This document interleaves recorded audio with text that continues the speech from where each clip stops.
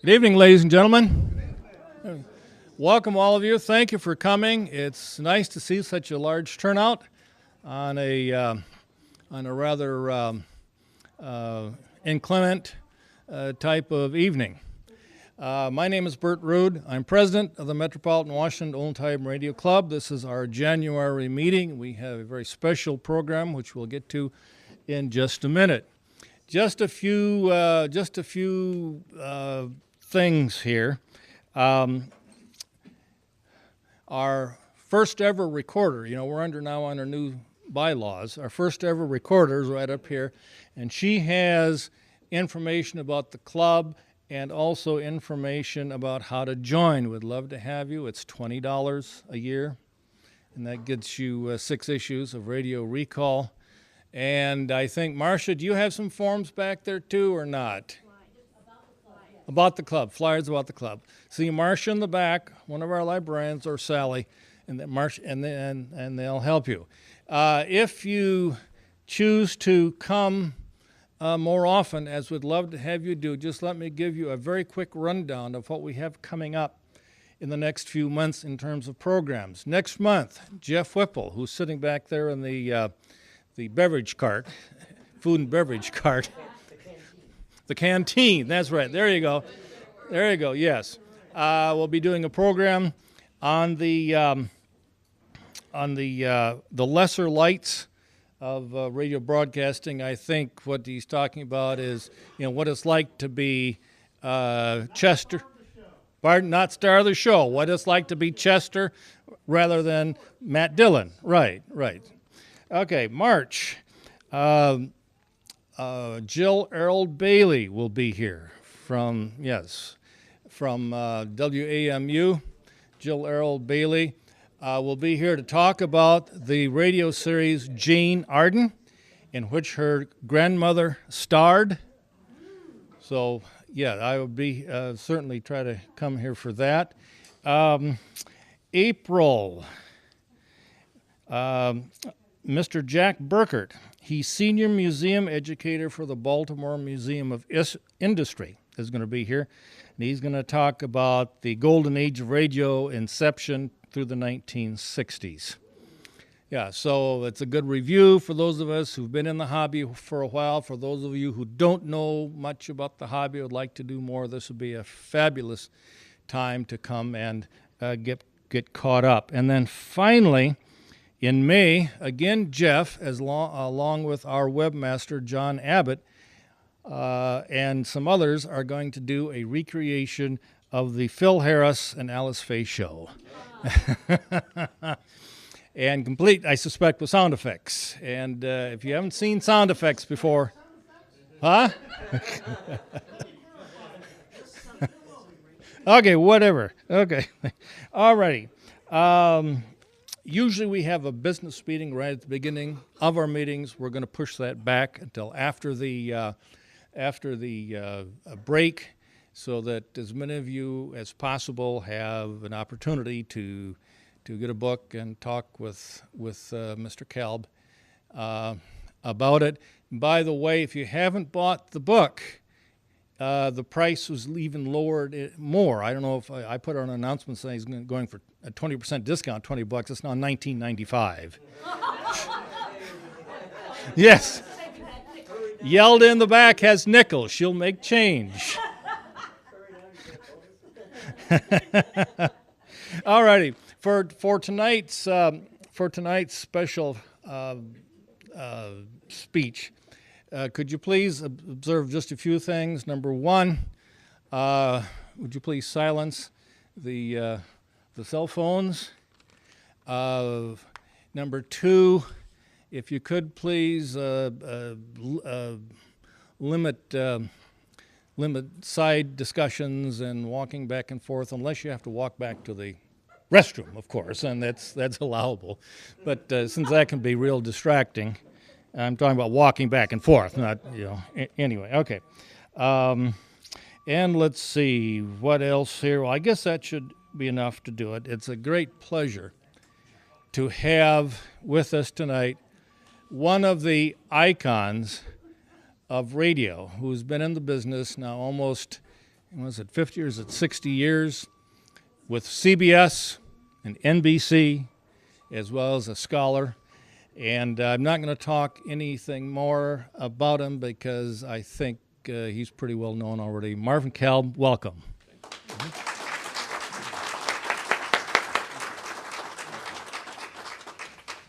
Thank you, Bert, very much. Anyone who is a friend of radio is a friend of mine. And I would like to say that for me, radio was the first and most exciting grown-up thing that I did. And when I joined CBS in June of 1957,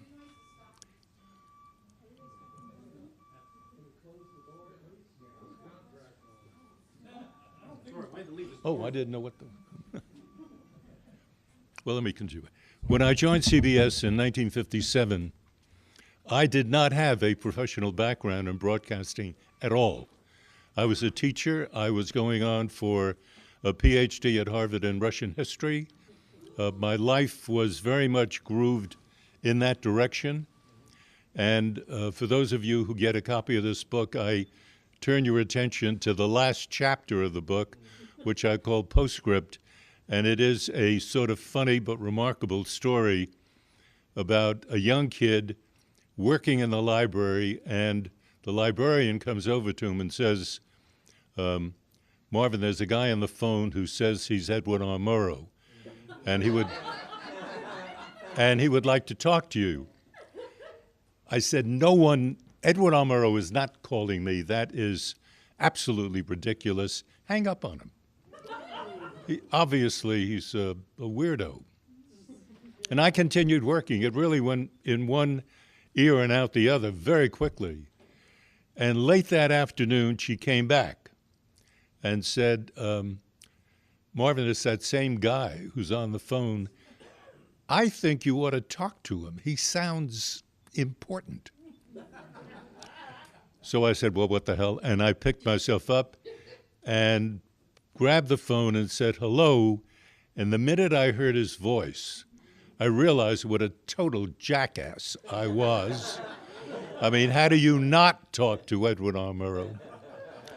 And he called me down to his office meeting the following day at 9:30 in the morning. We chatted for 3 hours. He asked me every imaginable question about Russia, and he hired me right on the spot.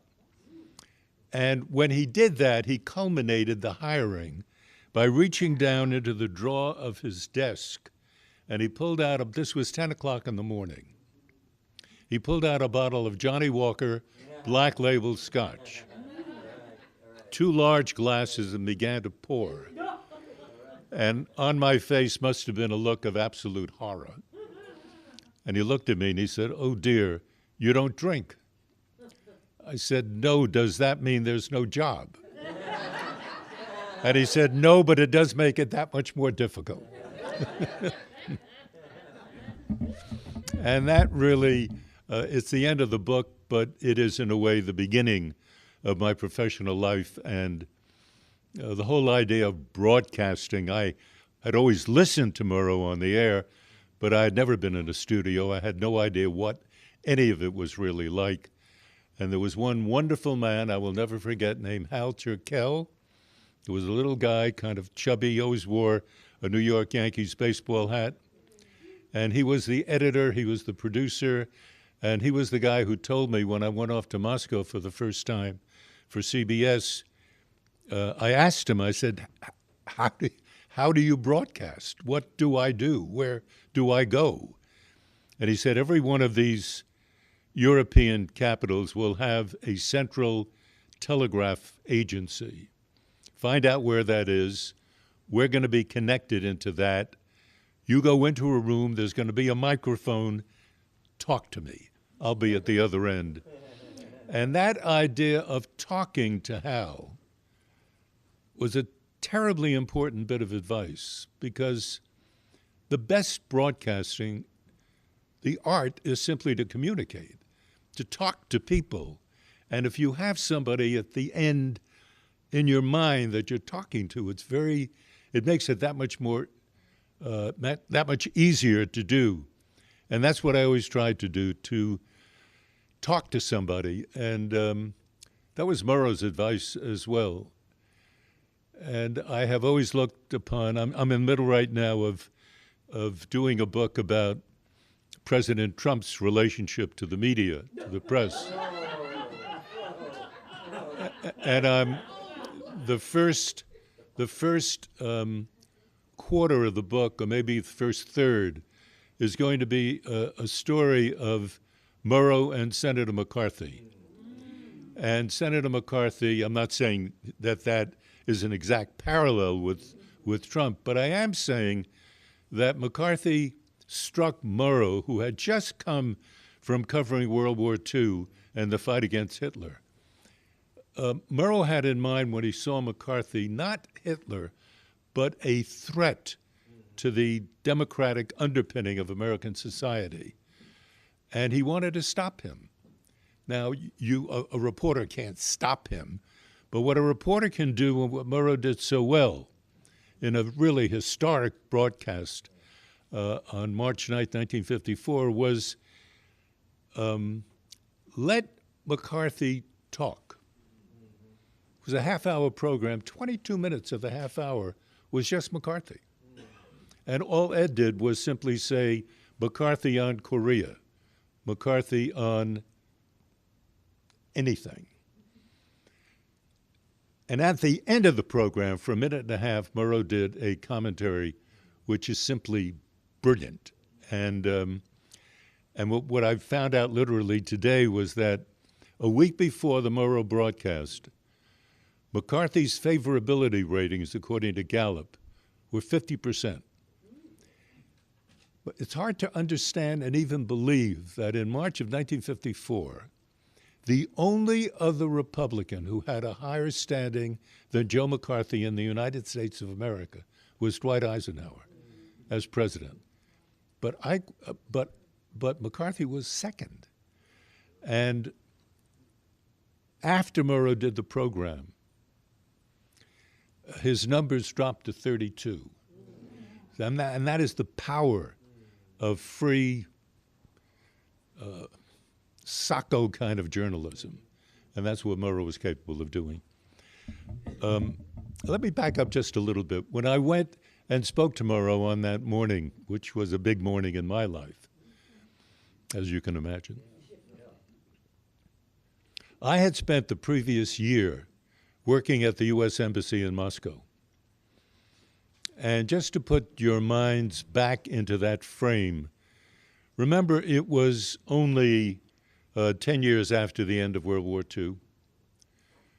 We were at that time at the beginning of what was called the Cold War.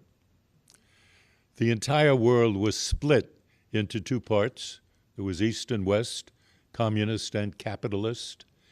And these were not words. These represented fundamental points of collision between two systems of government, and more important than that, two ways of looking at human life, whether life would be seen as a free enterprise or whether life was simply part of a government-run structure, and you were a cog in that structure and you had really very little to say about how you were going to be used by the state. You were a tool in the hands of the state. It was a fundamental collision of interest. And in that period of time in the U.S., some of you may remember that there was a phrase, know your enemy. And the idea at that time was the enemy was communism, the enemy was the Soviet Union, the enemy was China, which in 1949 turned communist. And as I say, there was this fundamental collision of interest. And my dear, dear brother, who was 8 years older than I and is a chipper 95 at this time, Bernie told me when I entered college, try to learn something. Try to leave college with some knowledge that can be used by an editor, a producer, In other words, if you want to go into journalism, and I sort of did, but I wasn't absolutely sure, have some skill that you can give to an editor and say, use me in this capacity. It's not simply a matter of being good at English, and that's enough. And at that time, because Russia was so much the enemy, I took it into my head that I would try to study the Russian language, and then when I was finished with college, I didn't have any money, but try to get a scholarship, a fellowship, something up at Harvard where they had a fantastic program at a place called the Russian Research Center, and it was staffed by a brilliant collection of professors. And I went on up there and studied for 2 years, went into Army intelligence for 2 years, and when I came out and went back to Harvard and had that conversation with Murrow, I was about 6 months away from completing my dissertation. I was on the edge of a career as a teacher, which to this day is what I think I like doing more than anything else. And one day, I got a call, I keep getting these calls, from the fellow who was the deputy head of the Russian Research Center, a guy named Marshall Shulman, who used to be the speechwriter for Dean Acheson when Acheson was Secretary of State. And Marshall said, I just got a call today from the State Department. They need somebody at the embassy immediately, literally next week. But I need somebody who has a clearance, who speaks Russian, who knows a bit about Russia itself, history, economics, politics. And it struck me that you might want to do that. I said, I would love to do that. And he said, well, can I say that I got a yes from you? He said, I said to him, I've got to check with my parents. And he said, he knew my mother and father, and he said, you know the way it's going to work out. I said, yeah, I know. My father's going to say yes, and my mother's going to say no. It's dangerous. Don't go. You know? Which is exactly what happened. And so I went. But I did have a series of briefings here in Washington at the department. And I remember one where they spent a great deal of time trying to persuade me that at age 25, single, totally unattached, I was ripe for plucking. I mean, I was ripe for somebody to come in and just steal me away because I was at the embassy and I would give them all kinds of secrets, which was absurd because I was the lowest ranking person at the embassy. I knew practically nothing. I was an interpreter. I was a translator. I was a young guy who spoke Russian, and the ambassador, Charles Bolin, a brilliant ambassador, marvelous, wonderful, wonderful man. He used me in a nice way. I mean, I would be the guy who went out into the street to talk to Russians, to find out what they were thinking. Because our contact with Russia was very organized, tightly controlled. And if you were sort of a big, gawky kid and spoke the language, you could learn things, and that's what I was used for. But believe me, I knew nothing. I really knew nothing.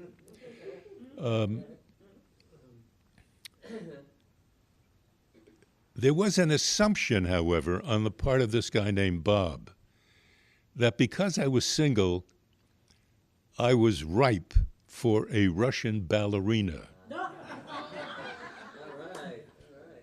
to seduce me and get all kinds of secrets out of me. Now, the ballerina wouldn't have known that I knew nothing. And I was listening to this man. He says, you see, this is a very important problem, Marvin. And in my mind, I didn't think of it as that. I thought of it as one of the great opportunities in my young life. I mean, a Russian ballerina, let's face it. Not bad. But let me tell you right now, nothing happened. Absolutely nothing happened. So they spent a whole day briefing me on what I was supposed to do. It was all a waste of time.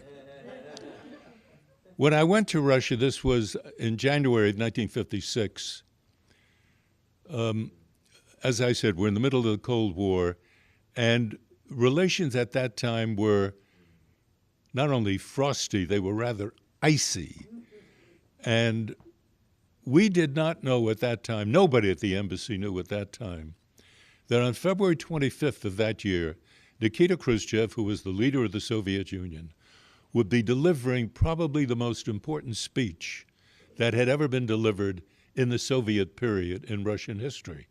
And that was a speech at which he ripped into the legend of Joseph Stalin. I cannot tell you in words, because you almost had to have lived it, the impact on the 1,500 people who listened to him was immense. Stalin was for 28 years the absolute dictator of the Soviet Union. And that meant that his word was God's word. No one ever questioned him. And here was Khrushchev denouncing him as a murderer, a killer, a man who almost lost the Soviet Union to Nazi Germany in 1941. He was saying things about Stalin that you could not imagine being said about the worst enemy of the Soviet Union, and yet he said it. We learned later, no Westerner knew that the speech was being delivered. It wasn't on radio or television, anything like that. It was top secret. Ambassador Bolin did not learn that there had even been a speech delivered that was critical of Stalin for 3 weeks.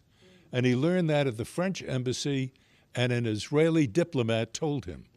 And that was the only way he knew about it, the only way we in the West knew about it. And it was stunning in the impact that it had upon the Russian people, because you can imagine their God is suddenly a tyrant, suddenly somebody who would have given away the Soviet Union to Hitler. It was stunning. What we learned afterward, weeks and weeks later, was that people literally died of heart attacks listening to the speech. It had that stunning an impact on people. Some of them were seen popping nitroglycerin tablets because of the impact that it was having on their system. And because it was my job to sort of travel around, go around, be around, I began to listen to the Russian people talking about the impact that this had. And it was for the Russian people who had never in their lives experienced individual freedom. It simply was out of their experience, out of their national experience. They were feeling it. They were able to think that they could make a decision on their own. They were beginning to think that communism itself was bad. I was once in the Lenin Library, which is the big library in the Soviet Union in those days, now the Russian library, great library, by the way. And I would go there 2 or 3 nights a week to do some research for my dissertation. I was really doing 2 things. I was doing my academic stuff and the embassy stuff. And at night, I did finally get into the library. It wasn't easy at all. I was the first foreigner who got into the Lenin Library, and honestly, to this day, I haven't a clue as to why the woman who was in charge at that time let me in. I have no idea. But she did, and she gave me a seat in this very large room, which was marked by huge rectangular tables, one after another. And the Russian student is a very serious student, was very quiet, and night after night that I was there was deathly quiet, as a matter of fact, everybody working very hard, doing her thing. And one night in about April, I think it was, or May, and the word about the Stalin speech was all over the country then, a young man stood up broke the silence and began to attack communism. It's hard to I was shocked when I was writing, I was trying to copy something and I was writing, and suddenly I realized that I was listening to a young man in rhetorical rebellion against communism, against a system. It's a big deal. And then someone else stood up and said the same thing. And then people began, one youngster after another stood up and began to attack Khrushchev, began to attack Stalin, began to attack the communist system itself, demanding access to freedom. I mean, the word itself was like setting off a bomb in the middle of a room. And I was copying all of this down. And I, by chance, this is all fluke, I was the source on the youthful rebellion in the Soviet Union in 1956, which is a piece of Russian history which is simply remarkable. And when it was over, I thought these kids, everybody was in it, by the way. They stood on tables. One thing they did, they would take copies of Pravda, the official Communist Party newspaper, and tear it up as a demonstration of their disgust for the whole system. It was a remarkable night. I was there. I was experiencing this several times. And after the first night, I didn't know what to do with all this hot stuff. And so I woke up Ambassador Bolin. I went to Spaso House. And I said, I'm really sorry to wake you, but listen. And he was very excited about it. We went to the embassy, sent off a message to the State Department, and that was the first inkling that the West had of the depth of the impact of Khrushchev's speech on the Russian people. On July 3rd, the night before the July 4th party, Ambassador Bolin gets word from the Foreign Office that Khrushchev and the whole Politburo was going to come the following day to our July 4th party at the embassy. Well, that was a big deal. I mean, Khrushchev and the entire Politburo. So the embassy was woefully understaffed, and there were only 4 of us who spoke Russian. There was the ambassador, 2 very senior political officers, and Pipsqueak Marvin. And the ambassador gave each of us an assignment that when these guys came in the following day, each one of the 4 of us had an assignment. The ambassador, of course, was responsible for Khrushchev. And then he turned to me, a former PFC in the United States Army, and he said, Marvin, you're in charge of Marshal Zhukov. Marshal Zhukov was the Minister of Defense, the hero of the Battle of Stalingrad, the man whose finger was on the nuclear button in the Soviet Union, a great historic military figure. And he says, Marvin, look after him. Well, the night before, I was in a state, as you can imagine, and the night before I went over to Spaso House where the ambassador lived, and I spoke to Tang, who was a Chinese butler. I was always convinced Tang was in the employ of at least 6 secret services all over the place. But he also got paid by us. And I said, Tang, you got to help me here. I have to look after Marshal Zhukov. I've just looked up his file. He loves to drink. He loves vodka, and I don't drink. So what are we going to do? And he thought there for a second, and his imaginative Chinese mind got very active, and he ran into the kitchen. He was there for about 5 minutes, and he came out with an oddly shaped tray. And he said, this is what we're going to do. He said, you're going to be with Marshal Zhukov. I'll walk over to Zhukov this way. On this side of the tray will be vodka. Then I'm going to turn to you. On this side of the tray is water. So that's the deal. I said, great. So the following day, Zhukov arrives. I shook hands with him. I made a little speech. which I had prepared the night before.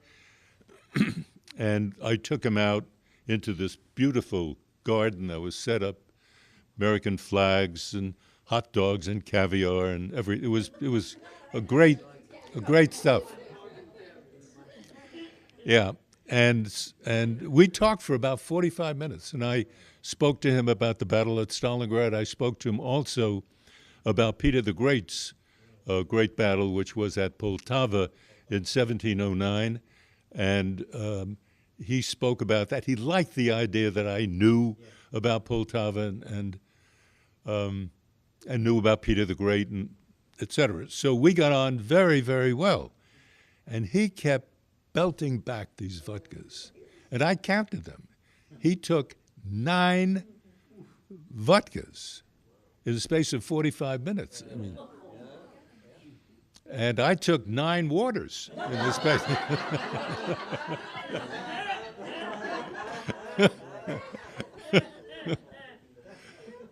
And then Khrushchev beckoned us to come toward him because he was ready to go. So the two of us walked toward him, and I noticed that Zhukov was a little tipsy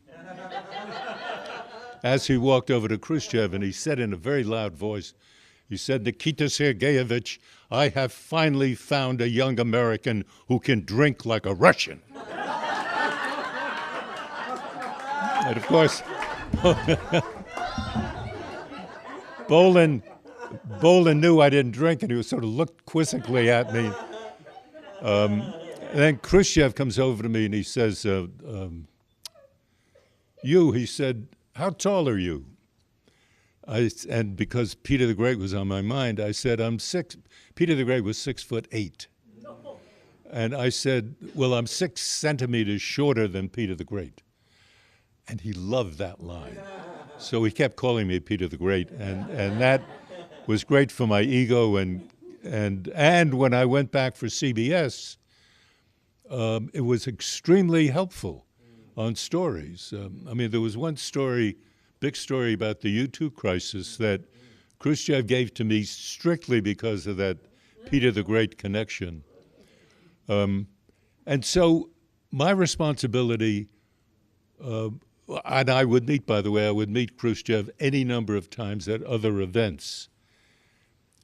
What you have to remember is that the impact of the speech that Khrushchev gave was so great that it spilled over the borders of the Soviet Union and went into Eastern Europe.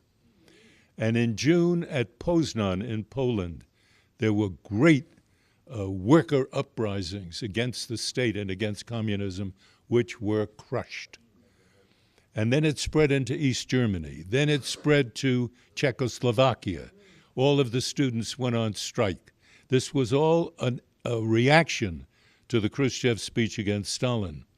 And you can understand it. These are people who lived under the boot of the Soviet military, and suddenly the guy who runs the Soviet military says that Stalin is a no-goodnik, and that the idea of a little bit of freedom, just a little bit, was acceptable. But then you had, Khrushchev had no understanding of freedom at all. And he thought that you could ration it. You could give 10% freedom to you and 13% to you and 11%. He didn't understand that it is an intoxicating, powerful force. And that once you feel that you are free, you're not going to take any nonsense from the government. And that is what was happening in Eastern Europe. And then finally, in September into October, it got to Hungary. And the Hungarian uprising was something that was in one way majestic and magnificent, and another way painfully sad, because these people expressed their personal desire for freedom, not only for themselves against their system, but for their country against the Soviet Union. And Khrushchev had the most important decision of his life right there. If he had given Hungary the opportunity to go free, to break loose, the whole Warsaw Pact system would have fallen apart. If it had fallen apart, what would Russia have done? Would Russia have simply accepted that, leaned back and said, okay, you can have your freedom? Or do you crush it? And for Khrushchev, the decision was very difficult. I have spoken to his son, Sergei, who lives up, by the way, he lives up in Rhode Island, Cranston, Rhode Island. He is a wonderful, wonderful man. And he has told me that the pain that his father felt was real, but he felt he had no choice. And he sent the Red Army into Budapest and killed an awful lot of people and crushed the uprising. Many times I've been at conferences where people who know the subject have said that actually Khrushchev did us all a favor. That if Hungary had gone free and then Poland had broken off and Romania and Bulgaria, if all of Eastern Europe, Czechoslovakia, if all of Eastern Europe had broken loose, the center of Europe would suddenly have become so fragile that nobody would have had control over it, and it would have been there in the hot environment of the Cold War. It would have been a prize for both sides, and it could have led to a horrible war. So maybe he did us a favor. I don't buy that. I don't think so for a second. I think what he did was something that Russian leaders like Khrushchev, like Putin today, do essentially to preserve the structure of their state power. And that is what was in Khrushchev's mind back then. And remarkably, and I'll end here and invite any question that you have, in December, a number of us went to, ironically, a National Day party at the Hungarian embassy, which was a very sad place. That's one of the reasons we wanted to go, sort of as a show of support. And Khrushchev showed up. Big deal again. And for the first time since February 25th of that year, Khrushchev declared that when the great history of communism is written, there will be an entire chapter devoted to the genius-like work of Joseph Stalin.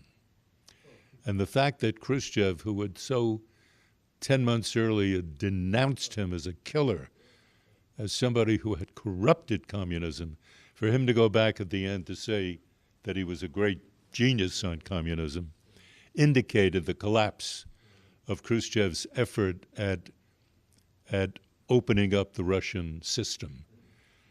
And Khrushchev did something that was so remarkable, even though it ended so tragically, that years later, when Gorbachev came along, Gorbachev called himself a child of the 60s, quote unquote, by which he meant a child of that era of Russian history when we had a moment when we could have had freedom, and then it was lost.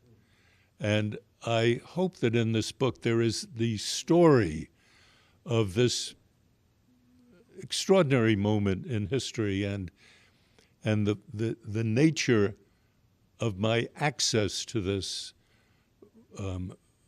which was accidental. It just happened that there was a young guy there who spoke Russian and who was able to listen in on it.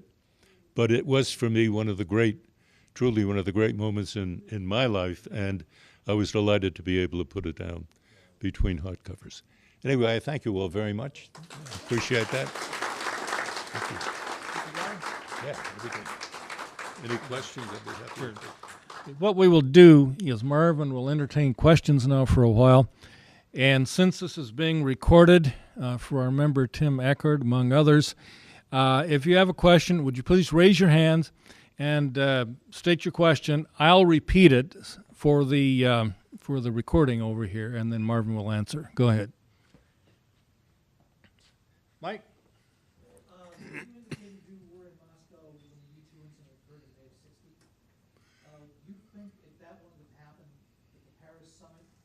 would have occurred, well, actually, it did take place, but it failed. And Eisenhower's trip to the Soviet Union that summer would have changed the course of the Cold War to some extent? Do you want to repeat that? You just want to repeat the question. Repeat the question. We'll get The question, as I understood it, has to do with the relationship of what I experienced in 1956 with the effort in 1959 with Eisenhower and Khrushchev to meet in Paris at the summit meeting, and whether that would have happened, whether there could have been a breakthrough at that time as well. Unfortunately, it was wonderful that there was the effort made to have the summit meeting in Paris. Let us be clear, the summit meeting never happened. It was broken before. Everybody showed up in Paris, and then Khrushchev said at that time that for this meeting, this summit meeting to continue, there would have to be major changes on Berlin, which was the big issue at that time. More important even than that was the U-2 spy plane. They were planning that U-2 spy plane stuff in 59. It happened in 60. But that was very much in Eisenhower's mind. And Eisenhower being Eisenhower, he did not want to engage unless it was absolutely essential in that kind of super secret, duplicitous stuff. He was very much of two minds on the U-2 stuff at all. And Khrushchev did him a favor by breaking up the summit, using Berlin as Khrushchev's excuse, and not giving Eisenhower an opportunity really to feel quite awful about dealing with Khrushchev. I have always had a feeling that that was overdrawn. I think that Eisenhower would have been perfectly delighted to meet with Khrushchev. Eisenhower had been on very good terms with Marshal Zhukov. The two of them knew each other very well. Ike believed that at the Geneva Summit in 1955, where he had a special session with Marshal Zhukov, and the two of them really had a discussion which was as political and diplomatic as it was military. And Ike left that meeting feeling that though he had to talk with Bulganin and Khrushchev, really what was happening was what Ike and Zhukov had to say to each other. So Ike had a special feeling that he could do something with the Russians. And that is why the crushing of the Hungarian Revolution, and then Khrushchev's determination not to look weak to his hardline people at home and to stress Berlin as a make or break point. You accept our position on Berlin or we're not going to talk to you. That was, in fact, what ended up happening. And again, it was one of those moments when something could have happened, but didn't. The many times in the Cold War when we approached a break and neither side had the guts to do it. I think that you had your hand up. Yes. I was wondering what is the best thing about being a reporter and what is the worst thing?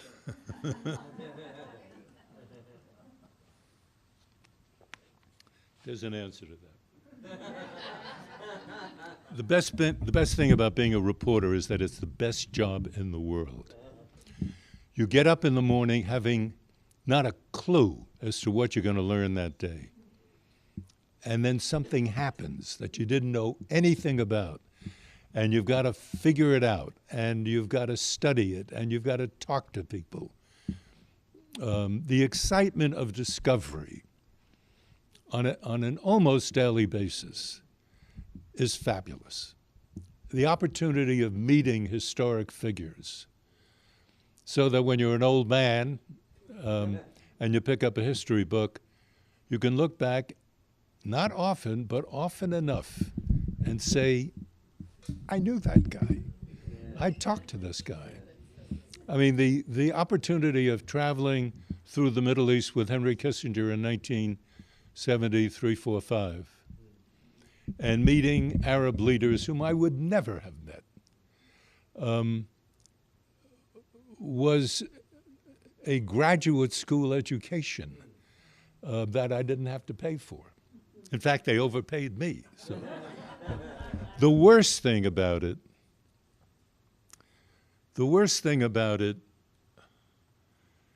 is something that's happening right now, but even I'm not covering Trump, so in that sense, I'm happy about that. When people you respect, and for me that is not Trump, let me be clear about that. But when people you respect lie, and you discover the lie, and then you find him or her, but mostly him. In those days, it was almost always him. And you say, excuse me, Henry Kissinger. I said in a broadcast yesterday that your position was ABC. And you had a news conference today, and you said that that was wrong, that it was CBA. And you and I both know that's not true. Why did you do that? And when they look at you and say that CBA is the same as ABC, that's extremely disheartening. It's a terrible feeling that, see, part of it is that I had my first big foreign experience in the Soviet Union, which was a communist dictatorship. And I felt at that time, and I feel to this day, that what we represented in those years was something a hell of a lot better than what the Russians had.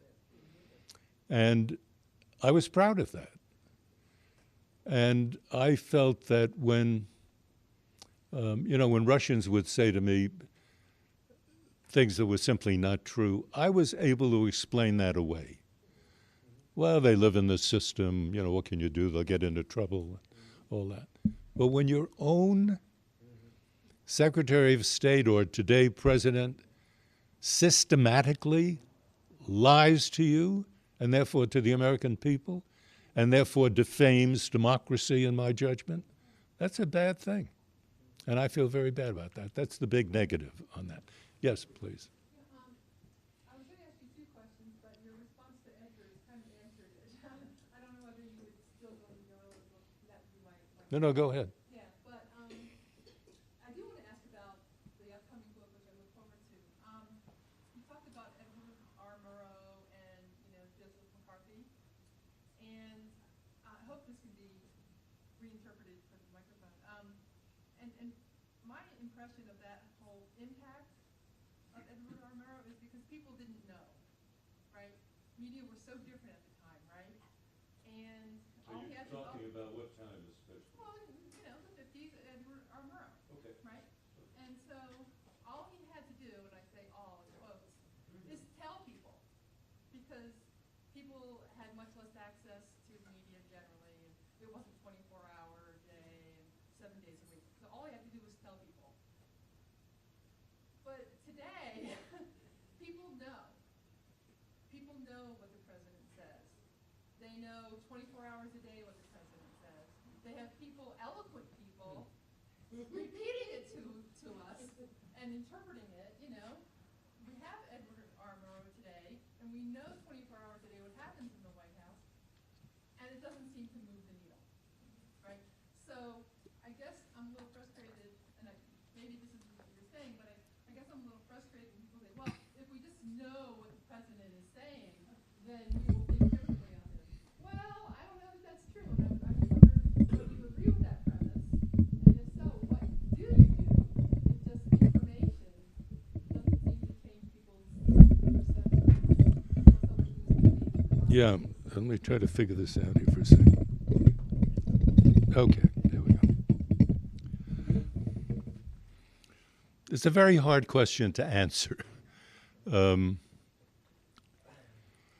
Because you're asking for an analysis of not only the media, but also the way the Trump operation works. The amazing thing with this president is, and you're absolutely right, we know a great deal. This new book that came out last week has told us nothing new. It's all stuff we've been reading about for weeks and months. But it created a big stink because it all came together. And it was as if, you know, I'm a baseball fan. It's as if you just found the ball just right and whacked it. And that's what Michael Wolff did. There's a strange thing that is going on now. A president who systematically lies. I do not mean someone like Richard Nixon who lied for a specific political purpose. Richard Nixon was an accomplished, professional politician. He knew what he was doing. He did it to extreme, but he knew what he was doing. I believe that this president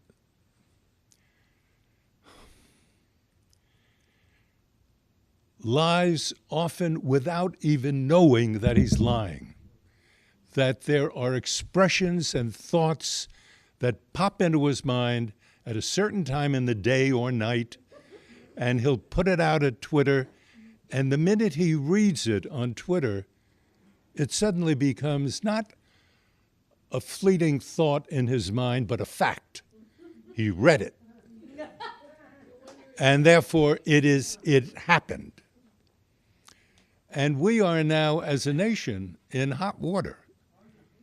Because if you, around the world, I mean, this thing that, I'm not getting into words now, but what the president said yesterday about a number of countries, I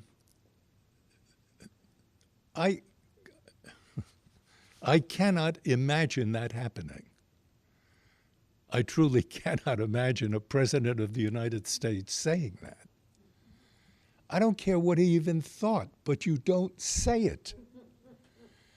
And he does, because he wants to be in the middle of everything.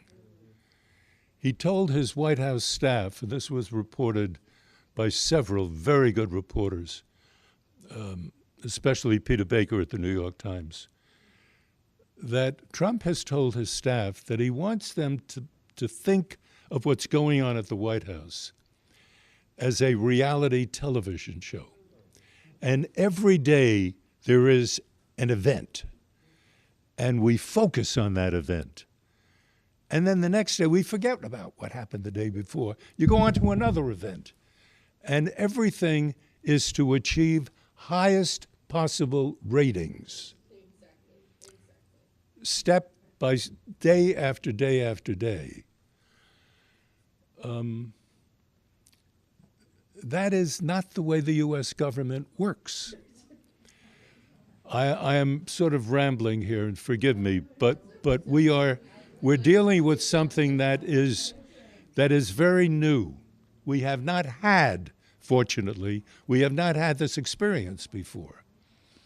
And not only the people in the United States, not only the Congress, the whole world is adjusting to what it is that this one man is thinking and doing at this time. Everyone in the world honored Ike. You had to, because of who he was, what he did, what he represented. And you sort of want, as an American citizen, to have your highest official, not necessarily in agreement with you, but to represent the nation in a way that is honorable. That is not happening. And, you know, how does a reporter deal with this? It's incredibly, it's incredibly difficult. It really is. For example, up until this president, the New York Times and most of journalism never would use the word lie to describe what a president said.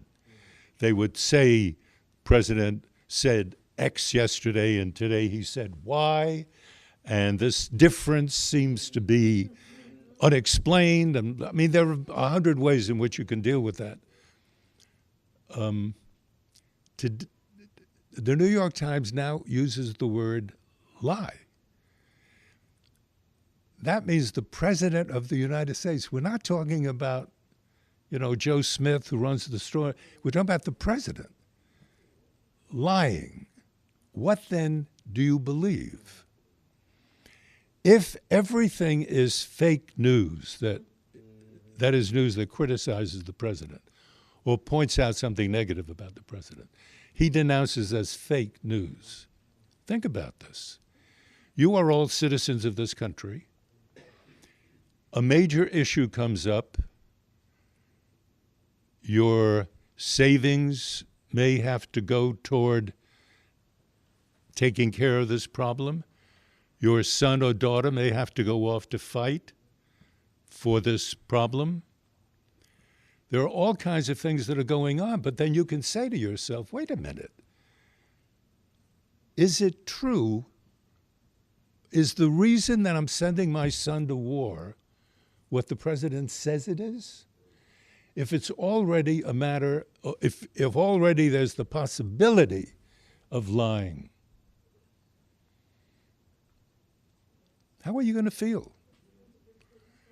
I mean, it undercuts the very nature of our democratic system. This is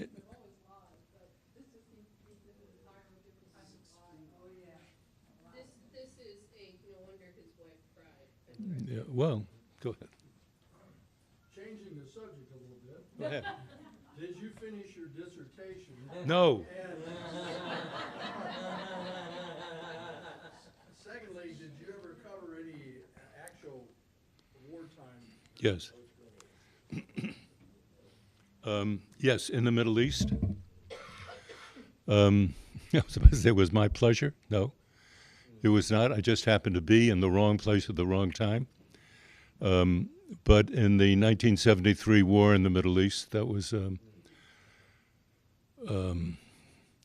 time when I was involved in the coverage of war.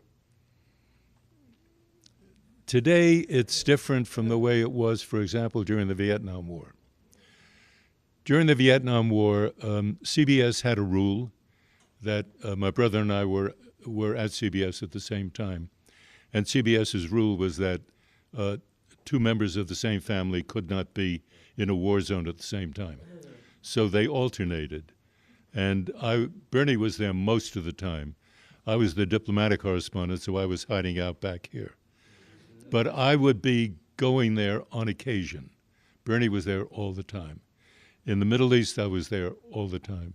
And that was, it's a funny thing. You're not frightened. I don't think reporters are frightened. We used to think, as a matter of fact, that a bullet, if shot at us, would come up to here and then go around and continue. That as reporters, we were immune. But of course, that has changed totally. With the advent of terrorism now and the idea that a reporter can be picked up and murdered, beheaded, and that has happened. So right now, it's totally different. I am filled with admiration for the young women especially, who, in order to crack through, go off to cover wars in the Middle East. I think that some of them are utterly heroic in the way in which they do that. And why do they do that? Because they want to break through, and you cover a war, and that's one way of doing it. So the reasoning is wrong, but it's totally understandable. But today, the coverage of war is a much more dangerous thing. Also, the technology is such that you are expected to do live programs from the battlefront. That means you don't have a chance to sit there and think through what it is that you have just seen. You have to talk about something as it's happening, and you better be right. and not every one of us is always right. So you get mistakes, and there could be a mistake in any industry with any business. But reporters today are so central a part of our lives. We look at them all the time, and for that reason, we expect them to be flawless, and no one is. And that gives Trump another opportunity of, if there's anything that goes wrong, you leap at it and make a big deal about it, and that also fits this whole framework of fake news, what is described as fake news. Yes, sir? Yeah, to continue on the Vietnam War, that was a big part of my generation. I lost a lot of buddies over there.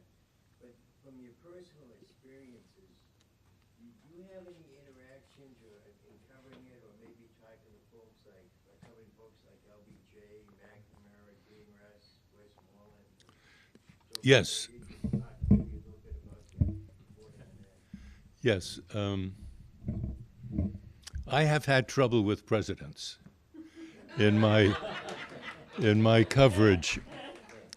Richard Nixon put me on his enemies list, and LBJ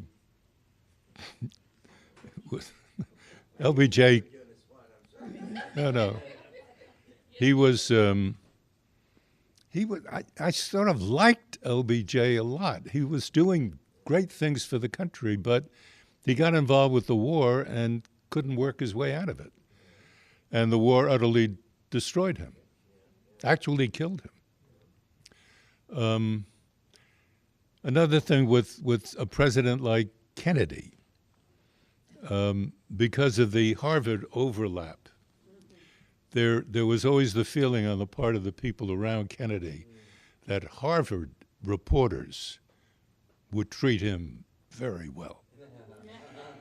And if we didn't, they were really upset, and especially Bobby Kennedy, and the word would come back to us about how the president is furious. I mean, during the Cuban Missile Crisis, when it was all over on a Sunday,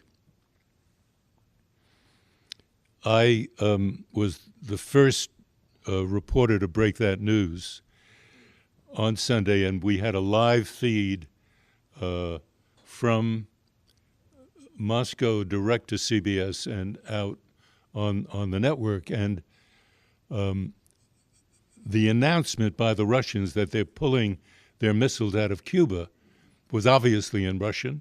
I understood it, and I had a live mic, and I was feeding the announcement as it was happening through to New York. And when I heard them say that they were, and therefore removing our missiles from Cuba, I broke in and obviously in English said, the Russians have just announced the withdrawal of their missiles from Cuba. And I then continued with the Russian track, I remember, and then came back to say what had just happened. And I used the word caved, the verb caved, that the Russians have caved to Kennedy's insistence on the removal of missiles, which is what they did. It's a fascinating story here.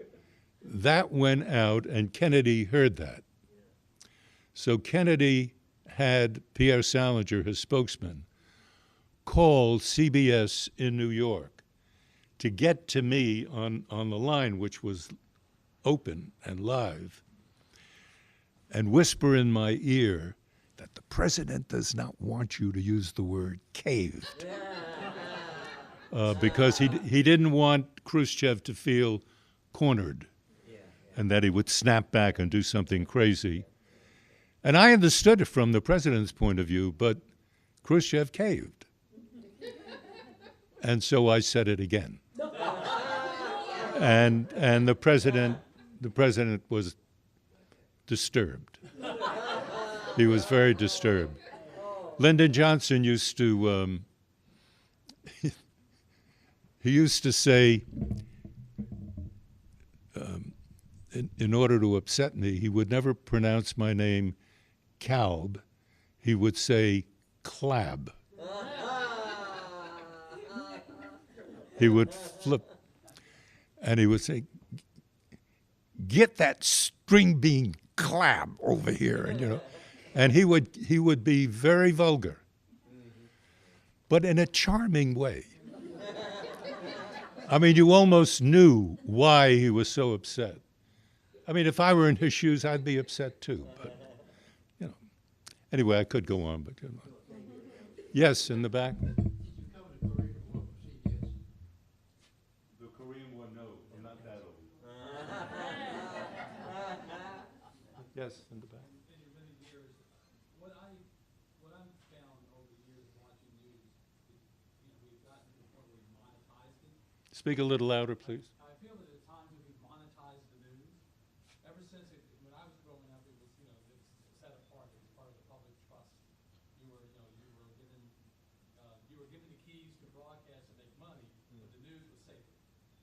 But as time went on, it seemed like it got folded into the information entertainment business. And I was wondering, since you've been this long career, how did you feel when it became that? It's a wonderful question. In my experience, it happened in the early 1980s. And there was a moment for me when I was covering the attack on Pope John Paul II. That was in May of 1981. He was shot. The bullet went within a micro inch of his heart to kill him, but he was a strong man, and he came through it, as we know. The question was, the man who shot him was a man named Mehmet Ali Agca. He was a Turkish killer. He was a known killer, and he wanted to kill the Pope. Now, the question was, why would a Turkish killer want to kill the Pope? What's in it for him? So who was paying him? Who was moving him in this direction? And his mother, Agca's mother, lived in the far eastern corner of Turkey. And I was in Rome, and I wanted to get to the mother as quickly as I could. And what I did was something that I would have done and did do any number of times before. I chartered a jet plane. I took my crew, I took 2 or 3 producers, and we flew off there. It cost a lot of money. No one ever said anything to me. However, about a month or 2 later, when I sent in an expense account, which, it's interesting, which had, I forgot what the hell it was some big shot, and I decided that I would be the big shot, and there was a group of 12 people, and it was a big dinner here in Washington, and I was with NBC then. I picked it up and paid for it and put it in. And I got a call. The first time in my life. I got a call, and they said, $1,800 for dinner? I mean, whatever it was. I don't know what it was. A lot of money. And they challenged me.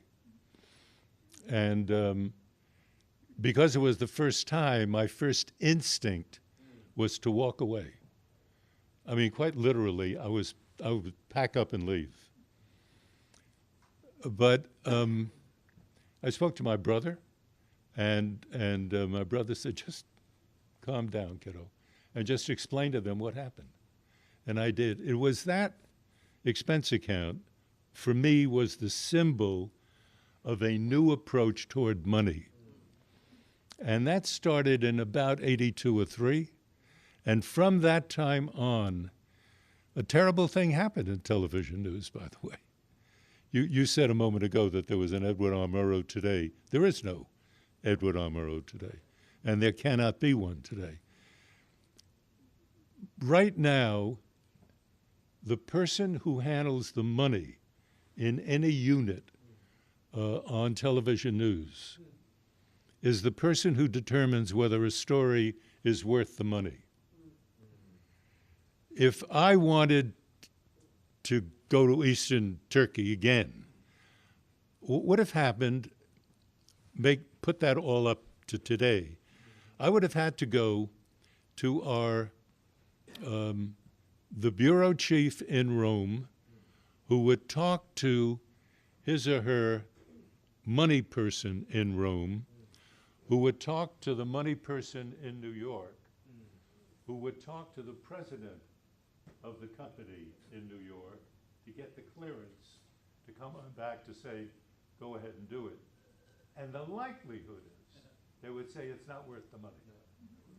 And that idea about something not worth the money, that decision being made not by a journalist, but by a money person is wrong. It's just wrong. But that's where we are today. I'm running out of voice. If you have another question or two, I'd be happy to. Any other questions? Yes, please. Don't strain your voice too much. I'm curious how you see the coverage of Hillary, who seems to come across in the press very stereotyped. I think the coverage of Hillary Clinton during the campaign of 2016 was terrible.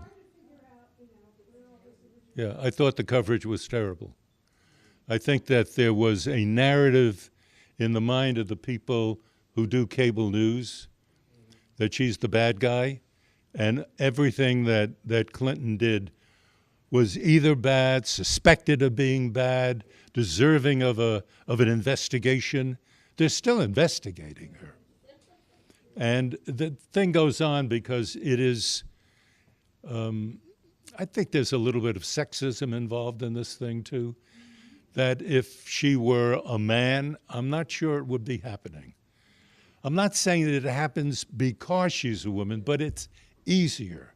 It sort of fits into a mindset that, also remember, Hillary Clinton was running after 8 years of a black man being president of the United States.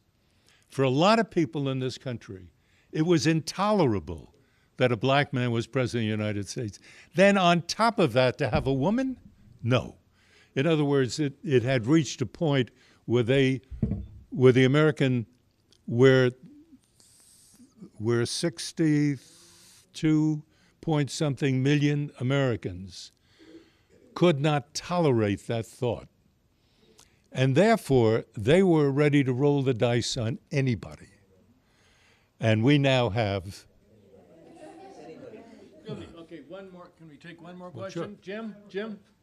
Jim? When you were in Russia, Yes. I assume the Russians had the U.S. embassy bugged.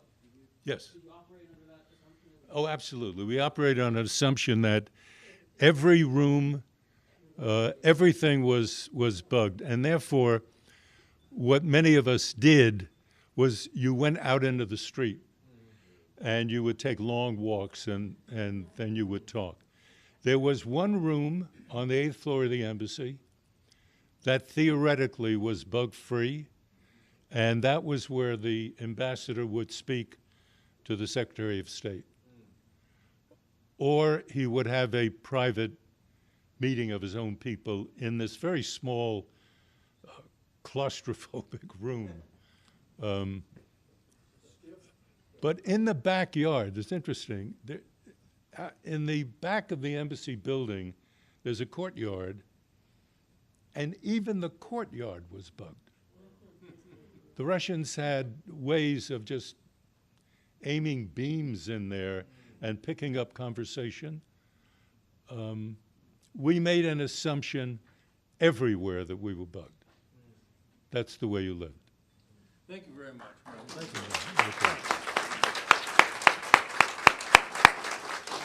I'm sorry we have to cut off the questions, but we have a couple of things that need to be done. Number one is allow Marvin to get back there and for you to get back there and get your book signed with him. And so he'll head on back there. And the other thing is that we're up against the deadline. Marvin has to leave by 9:30. So, so what we're going to do, we're going to take a break. It'll be a longer break than usual to allow all of you who want to get back there and meet him. And if things are, I'll watch it. We've got a few items of business to take care of, but we'll do that in 15, 20, 25 minutes hence. Well, thanks, everybody. Okay, thanks, everybody. Just a few things here. Number one, I want to welcome back Mark Paulette. Mark, sure good to see you. Thanks for coming. I also would like to recognize Monique Miller. Would you please raise your hand? Where are you from, Monique? Philadelphia suburbs, and she heard about this program and drove down here from Philadelphia to be with us tonight. Let's see, I'm looking for anybody else that should be recognized here. Or are we kind of back to the regular crew here? I guess pretty much we are. Okay. Yeah, Mike. This is Bill Teed. Bill Teed and I, back in 1990 to about 92, ran the tape library when the club met down at 4600 Duke Street. We were the tape library way back then. Oh, well, Bill, thanks. It's good to see you here, Bill. Yeah, Bill's come back. Okay, just a few items. Number one, the club has purchased, the club, I did. Under the bylaws, I've got a little discretion. But if it's, let me do it this way. Is it okay if the club purchases a copy of this for Tim Eckerd? Okay. Is there a motion? Aye, okay. Okay, second. All in favor? Aye, great. Fine, thank you. Thinking that you might think that way, I went ahead and had Marvin sign it to Tim, and then Fred is going to give it to Tim.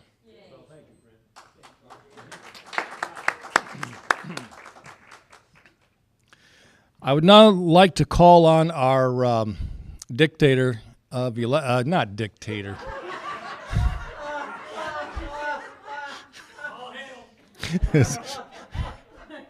Our election secretary for some business, please. Lawrence. Your election chairman will be more than happy to undertake two activities. One is to call up. The president has requested that we do this more formally. The president has requested that we do this in a more formal manner. So for the first time ever, we are going to perform an oath of office ceremony. So if the newly elected officers of the club would please come up here. We have Bert as president. We have Jim as vice president. And we have... here, Jim.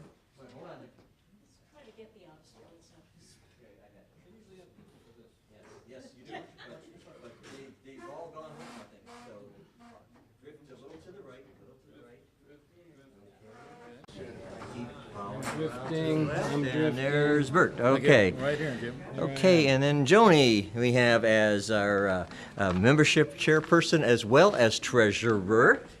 And we have Sally as our recorder, busily recording. Okay. All right. And if you guys want to maybe shove over a little so you can get us all in the picture here. Okay. All right. No, you don't No, have to stay, stand no, over stay, there. no, You no, need to that's stand fine. over there, we'll clap. Okay. All right. Please raise your right hand. All one, yeah. Take your pick. Do you solemnly affirm that you will strive to the best of your ability to carry out the duties and responsibilities of the office to which you have been elected, that you will uphold the bylaws of the Metropolitan Washington Old Time Radio Club, and that you will at all times endeavor to fulfill the highest personal and professional standards of which you are capable? I do. Okay. Then by the authority vested in me as elections chairman by the MWOTRC, I hereby declare you officially installed.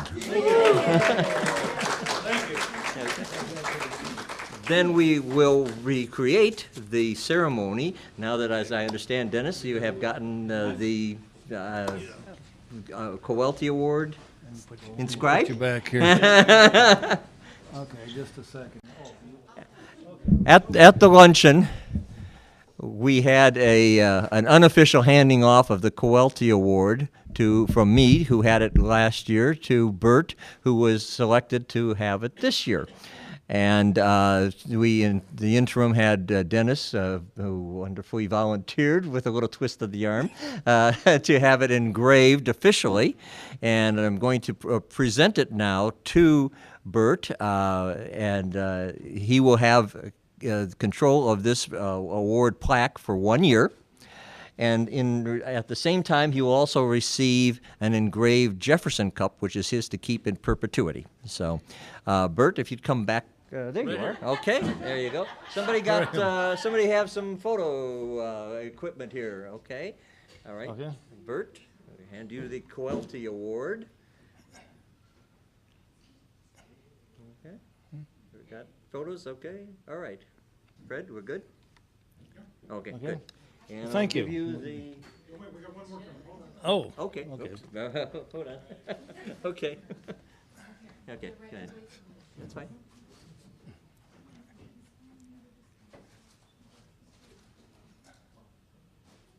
Okay. Thank you. Okay. And then the. Thank you.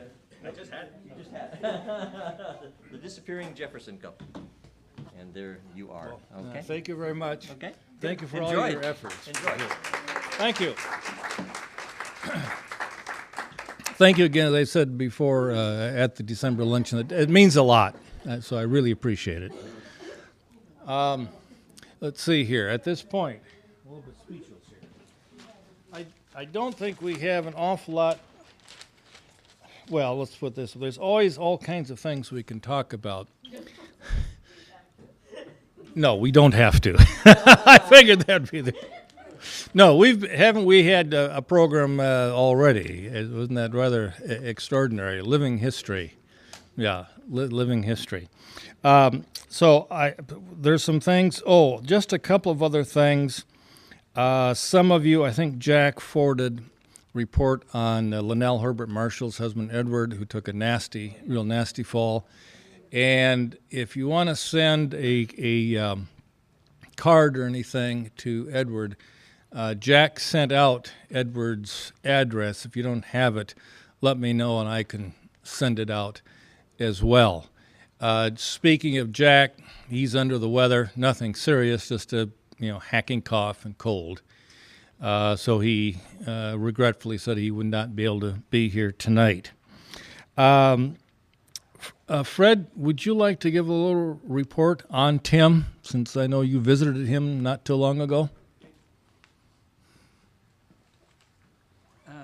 It's been several weeks since I visited Tim, but he was in pretty good spirits for the condition that he has. And his wife was very kind to me. In fact, the time before, she fixed lunch for both of us, and I had lunch with him upstairs. And I just admire him. I brought some things with me the last time. I collect everything. I'm a collectaholic. You name it, I collected. But I had a newspaper from his hometown, and the newspaper is 200 years old. And he was amazed that I had this newspaper.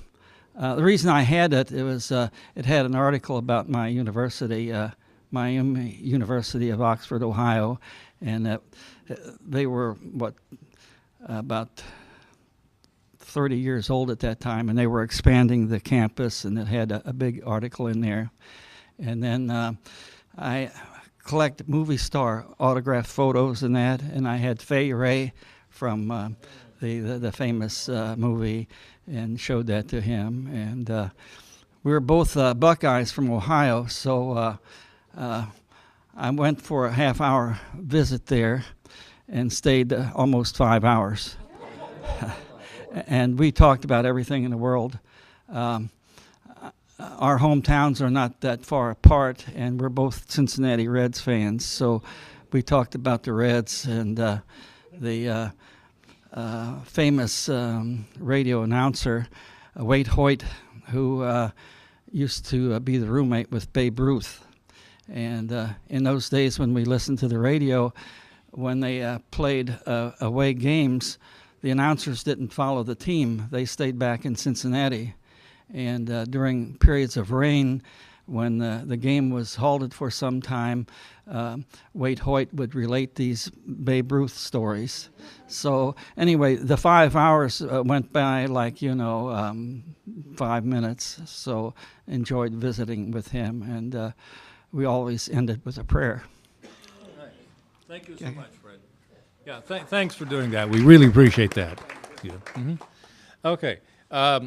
There are a couple of other things that I'd put on the docket, but why don't we hold off unless there's a demand that we continue. And if there is a demand that we continue, it will be a first, I suspect. No, I've asked Marcia to prepare a report on some of the holdings as to what she recommends as to retention or maybe culling or whatever, and she will do that next month. Joni prepared for us, and you don't have to give it tonight, but next month, would you please, remember you broke down for Jack the membership? I have it. Oh, good. Well, let's take the time, because it's very interesting. Go ahead. We have 114 members. We have 114. Right to the mic, sorry. Okay. Right. All right, well, it needs to come way down for me. Is that good? Oh, all right, well, we'll see.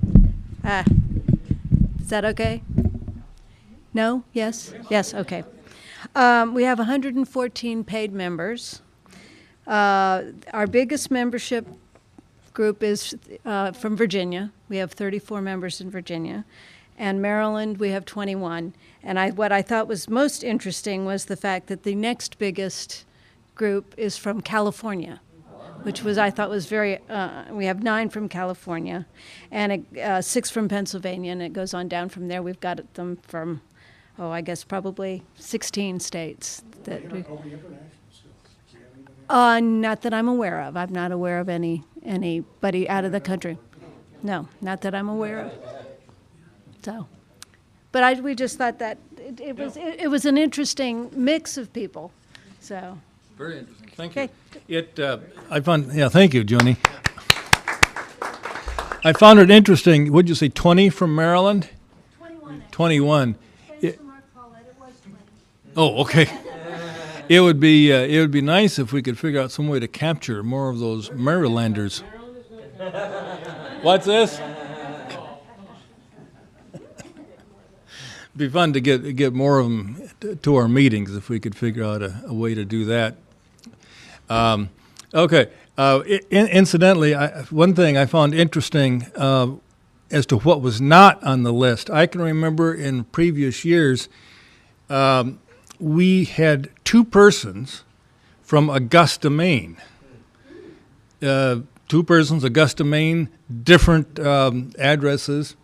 I wouldn't want to speculate why, but I see they didn't renew. Okay. Do we have anybody else have anything to bring up here at the meeting here? Oh, Marcia, did you have something? No, answer that. Okay. I have a book that I would be willing to give away, or we can wait until the next meeting. Oh, yeah, I'm sorry. Yeah, I'm sorry. You came up with this idea of a raffle, didn't you? Yeah. What should we do? Do we be what? Everybody contribute $1? Should we wait till the next meeting? Good. Why don't you bring to the next meeting? Okay. Because we'll have plenty of time then. It was. Go ahead. I wanted to do a little research on CBS broadcasting and news, and I found that I had 2 copies of this book, Edward R. Murrow, and Birth of Broadcast Journalism, that was written by Bob Edwards, who came to our meeting and talked to us. Well, he gave me a copy, an autographed copy, but I already had one, so I'll raffle this off next week, Great. or the next meeting, and so it sort of fits in the subject that we had. Sure tonight. does. Sure did. Yeah. Okay, thanks, John. We appreciate it. Alrighty, we'll do that. What'll it be? A buck a ticket or something for next time? Free. Oh, free. Oh my. Oh, okay, fine. If you want to do it that way too, okay. I was trying to think of ways to make some more money for the club, but well. Okay. Anyway, it's been a good but a long night. I thank all of you for coming. We had, I think, the last one I count 36 people, which is 39. Thank you. 39. That's okay. It's been moved that we adjourn. All those in favor? Aye. Okay. Opposed? Thank you much. Thank you.